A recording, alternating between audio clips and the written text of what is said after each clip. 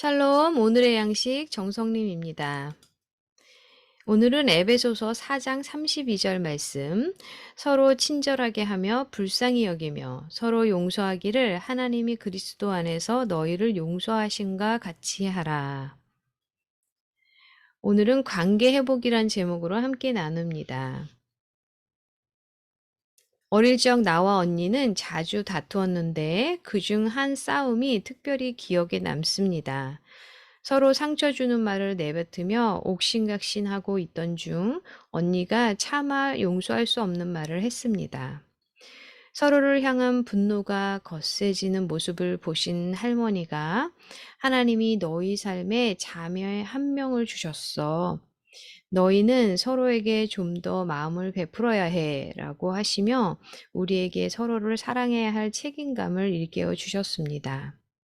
그래서 하나님께 사랑과 이해심을 갖게 해달라고 기도하자 하나님은 우리가 서로 상처를 준 것을 인정하고 서로 용서하게 하셨습니다. 우리는 억울한 마음이나 화난 감정을 품기 쉽지만 하나님은 우리가 하나님께 분노의 감정을 풀어달라고 매달릴 때에만 주시는 그런 평화를 경험하기 원하십니다. 그런 감정을 계속 품지 말고 서로 친절하게 하며 불쌍히 여기며 서로 용서하기를 하나님이 그리스도 안에서 우리를 용서하신 것 같이 하기를 힘쓰며 사랑과 은혜로만 가능한 예수님의 용서의 예를 본받아야 합니다. 용서하기 힘들다고 여길 때 하나님이 우리에게 매일 허락하시는 은혜를 생각해 보시기 바랍니다. 우리가 아무리 많이 실패한다 해도 하나님의 긍휼은 무궁하십니다.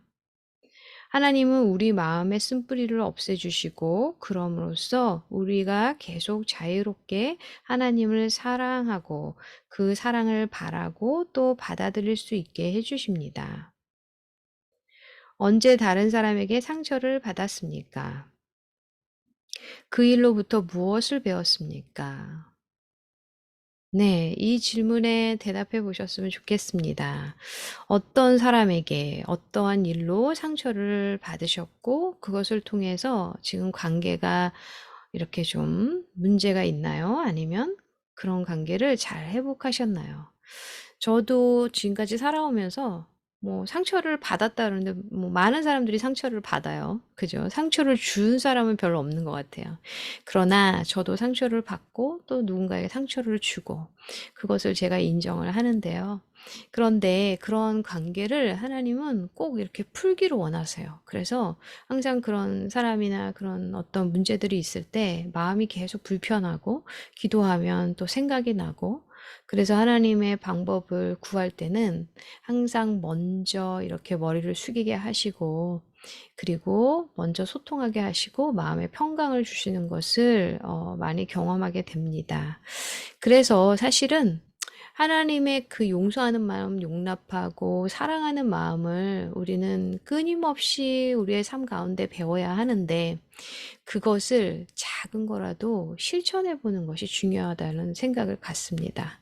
실천해 보지 않으면 정말 억울함과 분노와 불만, 불평 그리고 이렇게 관계가 다 깨지는 그런 관계들을 그냥 내가 가지고 살면은 나의 영혼육이 병이 들어요. 그래서 하나님이 내 자신을 위해서 용서하라고 하시고 그런 어떤 관계들을 풀라고 하시고 그게 혼자서 되어지지 않을 때는 그냥 하나님께 울부짖고 하나님께 부르짖고 나아가면 주님께서 그 관계를 풀어줄 수 있는 그런 기회를 주시든지 아니면 마음의 평강을 주시면서 그 관계를 잘 정리해 주실 때가 있습니다. 하늘에 계신 아버지, 제 인생에 허락하신 사람들을 감사드립니다. 그들을 사랑하고 용서할 수 있도록 도와주소서. 아멘. 네, 저도 뭐 가족들과의 어떤 관계에서도 힘들 때가 있습니다. 또 주변의 어떤 사람들과도. 사실은 저는 뭐 상담하고 또 기도하는 어떤 그룹에서 이렇게 만나신 분들이 대부분이고 또 교회 성도들이고, 그런데 가족들하고 어떤 관계들이 힘들 때는요, 이제 저희 가족들은 먼저 이렇게 다가와서 뭐 저한테 메시지를 보낸다든지 사과를 한다든지 아니면 이야기를 한다든지 그러기보다는 제가 먼저 기도하다가 그렇게 마음이 불편해요. 그러면 제가 먼저 메시지를 보낸다든지 뭐 음식을 해주면서 또 대화를 한다든지 그렇게 풀어가는데요. 그래서 가족들과의 어떤 그런 마음의 소통이 빨리 일어나면 좋은 것 같아요. 그게 너무 오래 질질 끌게 되면 더 이렇게 담이 쌓아지고, 그죠? 벽이 느껴지죠. 그리고 저는, 정말 TMI, 제 이야기를 주절주절 잘 이렇게 해요. 그러다 보면 아이들이 뭐 엄마가 톡투머치라고 말이 많다고 하긴 하지만 그래도 재밌어 하고 또 자기들 이야기도 되게 편하게 하고 운전하다가 어떤 일이 있었다, 또 어떤 사람을 봤다, 직장에 있었는데 이런 일이 있었다. 그런 이야기들을 저희 딸들은 자주 하죠. 제 아들은 그렇게 뭐 자기 이야기를 많이 하지 않았는데 제가 뭐 이야기를 이런 얘기 저런 얘기 하기 시작하니까 아들도 뭐 이런 얘기 저런 얘기 또 자기 느낌, 감정 이런 것들을 잘 표현을 하게 돼요. 문제는 저희 남편하고 저하고의 소통입니다. 일방 소통이 많아요. 그래서 본인이 하고 싶은 말 하고, 그리고 원하는 거 이야기하고, 이렇게 해줬으면 좋겠다 하고, 남편이 이제 좀 그런 게 많아서, 제가 이제 주저주저 이런 얘기하면 잘 안 듣는 것 같아요. 신문을 본다든지, 아니면 폰을 본다든지.